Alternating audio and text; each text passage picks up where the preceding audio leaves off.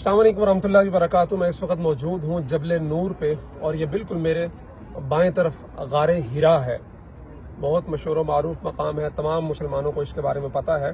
ये मक्का मुकरमा से तकरीबन 4-4.5 किलोमीटर दूर एक पहाड़ है जिसको जबल नूर कहा जाता है, नूर का पहाड़। और उसके ऊपर चढ़ के फिर नीचे उतरना पड़ता है। दामन के अंदर एक गार है जिसको गारे हिरा कहा जाता है, जिसके बारे में मालूम है सबको। यहाँ पे पहली वही नाजिल हुई थी रसूलुल्लाह सल्लल्लाहु अलैहि वसल्लम पर। और बड़ा दिलचस्प वाक़या है, जब रसूलुल्लाह सल्लल्लाहु अलैहि वसल्लम की शादी हो चुकी थी 25 साल की उम्र में, खदीजा रज़ी अल्लाह तआला अन्हा उनकी अहलिया थी। तो वो चूँकि खुद ताजिर थी और फ़िक्र माश के हवाले से रसूलुल्लाह सल्लल्लाहु अलैहि वसल्लम आज़ाद थे और अल्लाह ने यकीनन उनको नबी बनाना था, तो उनकी जो रुझान है वो इबादत की तरफ था और खशियत इलाही की तरफ था। नौजवानी के अंदर भी वो किसी गुनाह की तरफ या किसी बदी की तरफ या नफसानी ख्वाहिशात की तरफ उनका झुकाव नहीं था। तो जब जो उम्र उनकी बढ़ती जा रही थी, रसूलुल्लाह सल्लल्लाहु अलैहि वसल्लम की नेकियों की तरफ, इबादत की तरफ, अल्लाह की तरफ झुकाव उनका बढ़ता जा रहा था। तो वो खदीजा रज़ी अल्लाह तआला अन्हा कुछ दिन का सामान उनको खाने पीने का तैयार कर दिया करती और वो मक्का से जबल नूर गारे हिरा में तशरीफ लाते। और उस वक्त ये सारे पहाड़ हुआ करते थे पीछे, जहाँ पे जिनको तराश खराश के अब ये सारा होटल्स और ये वो चीज़ें बनी हुई हैं। वो तवील सफ़र तय करके रसूलुल्लाह सल्लल्लाहु अलैहि वसल्लम यहाँ आते। ये जबल नूर जिस पे हम जैसे नौजवानों को चढ़ते हुए कम से कम 1.5 घंटा लगा और बहुत मुशक्क़त तकलीफ के बाद दरमियान में कई दफ़ा हम में से कुछ साथियों के इरादे मुतज़लज़ल हुए कि वापस पलट चलते हैं, फिर आएंगे, सुबह आएंगे, अभी धूप है। लेकिन रसूलुल्लाह सल्लल्लाहु अलैहि वसल्लम 40 साल की उम्र में भी माशाल्लाह इतने फिट थे, इतने जवान थे, माशाल्लाह इतने तवाना थे, तंदुरुस्त थे और अल्लाह के साथ उनकी लो लगाने का जज्बा इतना कवी था कि वो इन तमाम तर मुश्किलात के बावजूद यहाँ पे आते और कई कई दिन तक यहाँ पे अकेले रहते, अल्लाह से लो लगाते, इबादत करते। और दरमियान में जब ज्यादा दिन गुजर जाते तो खदीजा रज़ी अल्लाह तआला अन्हा अपने खादम के जरिए मजीद खाने पीने की चीजें यहाँ भेज देती, या फिर रसूलुल्लाह सल्लल्लाहु अलैहि वसल्लम वापस जाते, फिर हज़रत खदीजा सामान वगैरह पैक कर देती, तैयार कर देती और आप सल्लल्लाहु अलैहि वसल्लम यहाँ तशरीफ ले आते। पहली वही का जो वाक़या है वो भी बड़ा दिलचस्प है कि शुरू में तो रसूलुल्लाह सल्लल्लाहु अलैहि वसल्लम को ख्वाब दिखाई देते थे और यूं लगता था जैसे वो दिन के अंदर वो ख्वाब देख रहे हैं और वो चीजें उनके सामने पूरी होती नजर आती थी। ये मुअर्रिखीन ने लिखा है। फिर जब पहली वही जिब्रील अमीन अलैहिस्सलातु वस्सलाम आप सल्लल्लाहु अलैहि वसल्लम के पास तशरीफ लाए, यहीं गारे हिरा में आप सल्लल्लाहु अलैहि वसल्लम इबादत में मशगूल थे, अचानक देखा जिब्रील अमीन को, तो उन्होंने कहा इक़रा। तो रसूलुल्लाह सल्लल्लाहु अलैहि वसल्लम ने फरमाया कि मान अभी क़ारिन, मैं तो पढ़ा हुआ नहीं हूँ। तो जिब्रील अमीन ने पकड़ के जोर से भींचा रसूलुल्लाह सल्लल्लाहु अलैहि वसल्लम को, फिर कहा इक़रा। फिर रसूलुल्लाह सल्लल्लाहु अलैहि वसल्लम ने फरमाया मान अभी क़ारिन। 3 दफा ऐसा हुआ। तो फिर जिब्रील अमीन ने इक़रा से लेके मा लम यअलम तक 5 आयात कुरान करीम की रसूलुल्लाह सल्लल्लाहु अलैहि वसल्लम को पढ़ाई और फिर चले गए। रसूलुल्लाह सल्लल्लाहु अलैहि वसल्लम खौफ से अचानक जो है वो यहाँ से वापस गए। घर पहुंचे तो खदीजा रज़ी अल्लाह तआला अन्हा मौजूद थी। उनको बताया कि मेरे साथ ये वाक़या हुआ है। खौफ से कांप रहे थे और वो कह रहे थे कि खशीतु अला नफ्सी, कि मुझे अपनी जान जाने का खौफ है। लेकिन खदीजा रज़ी अल्लाह तआला अन्हा कैसी नेक खातून थी, अपने खामद के साथ कितनी उनको मोहब्बत थी, वफा शार थी और अपने खामद को कितना जानती थी। उस वक्त उनकी उम्र 55 साल थी, रसूलुल्लाह सल्लल्लाहु अलैहि वसल्लम की उम्र 40 साल थी। और बीवी सबसे ज्यादा अपने खामद को जानती होती है, उसके अच्छाइयों को, बुराइयों को मुतले होती है बीवी। इसीलिए तो अल्लाह ने कहा हुन्ना लिबासुल लकुम व अंतुम लिबासुल लहुन। तो बीवी जानती थी कि मेरा खामद नेक है, पारसा है। तो उन्होंने फौरन कहा मोहम्मद, अल्लाह आपको जाया नहीं करेगा।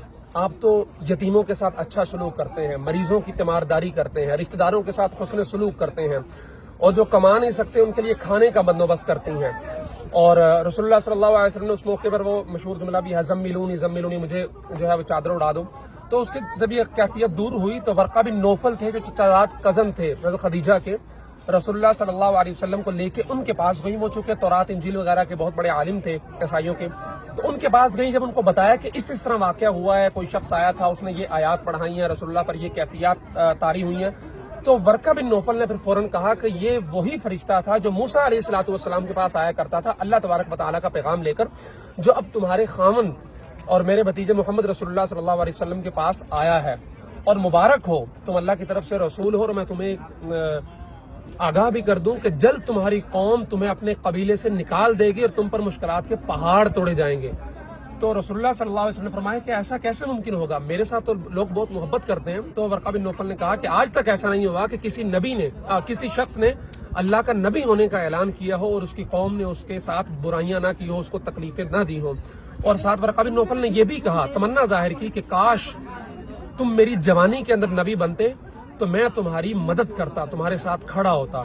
لیکن چند ہی دن بعد ورقہ بن نوفل کا انتقال ہو گیا. رسول اللہ صلی اللہ علیہ وسلم کے وہ پھر معمولات جاری ہو گئے، یہاں تشریف لاتے، مزید وحی ان پہ نازل ہوتی ہے. اور پھر وہ آگے سارے واقعات ہیں کہ جب وہ فاران کی چوٹی پہ رسول اللہ صلی اللہ علیہ وسلم نے کھڑے ہو کے پہلے کہا کہ میں اگر یہاں پہ اعلان کروں کہ پیچھے سے ایک لشکر آ رہا ہے جو تمہارے اوپر حملہ کرنے والا ہے، کیا تم میری بات کا یقین کرو گے؟ تو انہوں نے کہا کہ تم تو سچوں کے سردار ہو، تمہاری بات کا ہم کیسے یقین نہیں کریں گے؟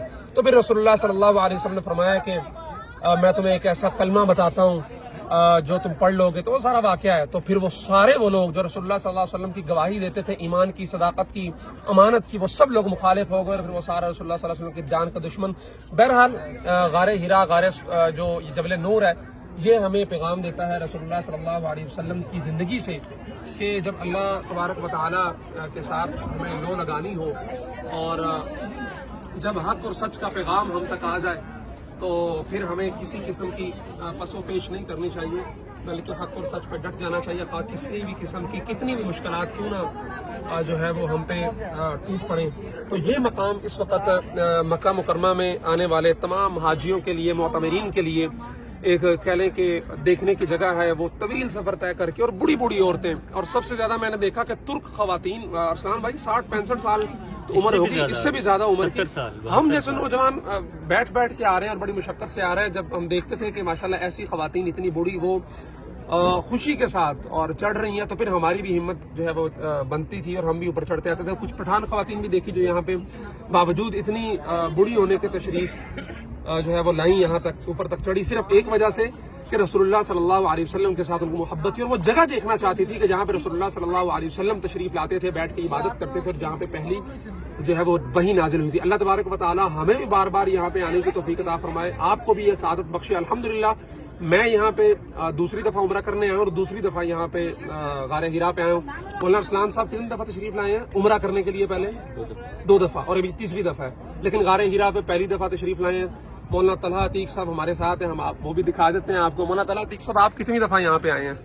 غار ہرا تو 2 مرتبہ آیا ہوں، ویسے میرا سعودی عرب کا چھٹا سفر ہے. چھٹا سفر میں ماشاءاللہ حج بھی کیا ہوا جوانی میں، اور غار ہرا پہ ہمیں یہاں تک لانے کی جو تاریخ ہے وہ بھی مولانا طلحہ عتیق صاحب جو ہے وہ دیتے رہے ہیں.